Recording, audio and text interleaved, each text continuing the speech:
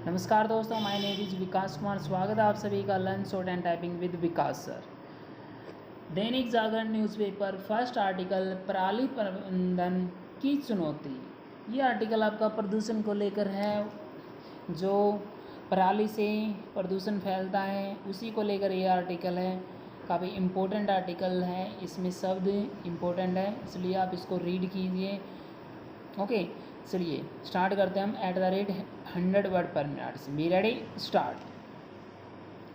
खेतों में फसलों के अवशेष यानी पराली को जलाने से रोकने के लिए केंद्र सरकार का सक्रिय होना समय की मांग है, क्योंकि इस माह के आखिर तक उसे जलाए जाने का सिलसिला कायम हो सकता है। यदि ऐसा हुआ तो उत्तर भारत के एक बड़े हिस्से में वायु प्रदूषण का गंभीर रूप लेना तय है।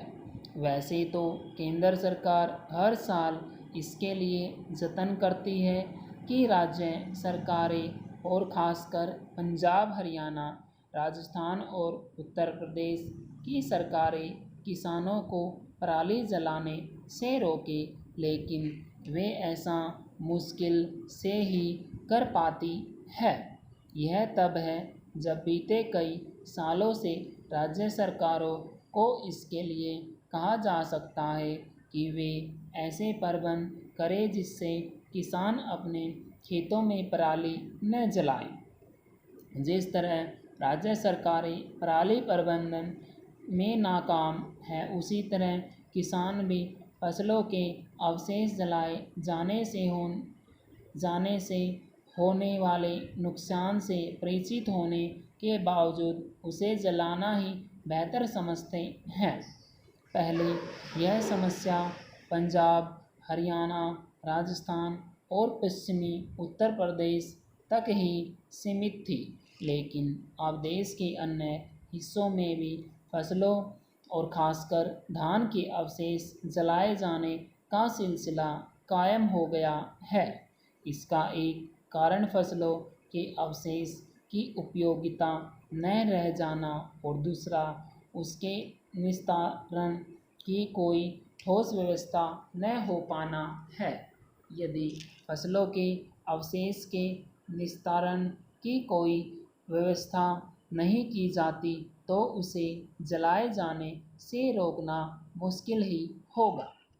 इसे संतुष्ट नहीं हुआ जा सकता कि केंद्र सरकार ने उन राज्यों की बैठक बुलाई है जहां पराली बड़े पैमाने पर जलाई जाती हैं, क्योंकि इस तरह की बैठकें पहले भी होती रही हैं और अभी तक के नतीजे कोई बहुत उम्मीद नहीं जगाते।